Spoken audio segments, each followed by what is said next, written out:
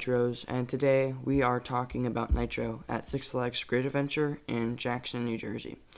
This roller coaster features a height of 230 feet with a drop of 215 feet. At the bottom of that, you'll max out at 80 miles per hour, and you'll go through a ride with a track length of 5,394 feet of track, giving you a ride duration of around 2 minutes. So right off of the bat, the coaster looks really bad. When it first came out, it was sort of like a red and yellow with blue supports. Now it's more like faded yellow with pink and then like rusty blue supports. Just my point is, it doesn't look good. It's not a pretty coaster anymore. However, it is in the corner of the park, so you really only get to see like the drop and then the first few elements. Then the rest is kind of like in the woods.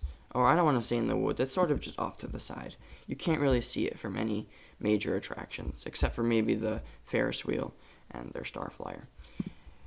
Right off the bat, you'll get into your station and see that this features the B&M clamshell restraints, which, as much as I really don't appreciate B&M, I really like these restraints. They're very comfortable. Then you'll turn left out of the station and go up this lift hill.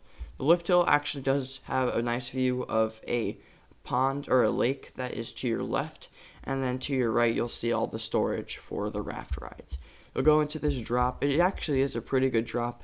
In the front, it's rather interesting because you kind of get pushed into it. However, in the back, you really get dragged over.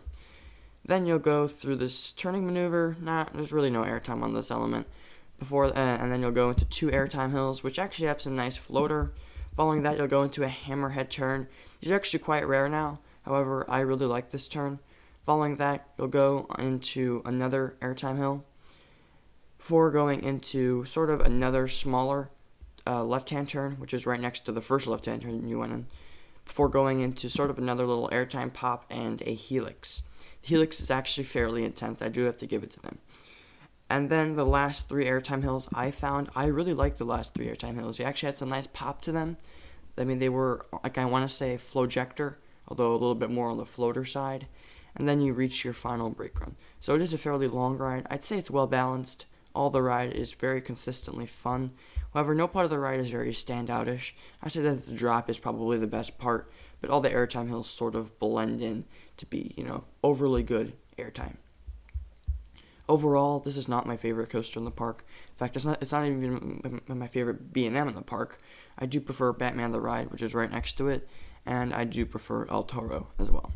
So, yeah, it's definitely a fun coaster. For final grade, I will be giving it a B.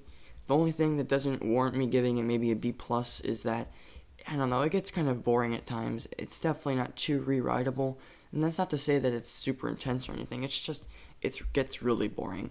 I do prefer Batman the Ride because it is much more intense. Anyway, guys, be sure to like, comment, and subscribe for more reviews and news, and I will catch you all next time.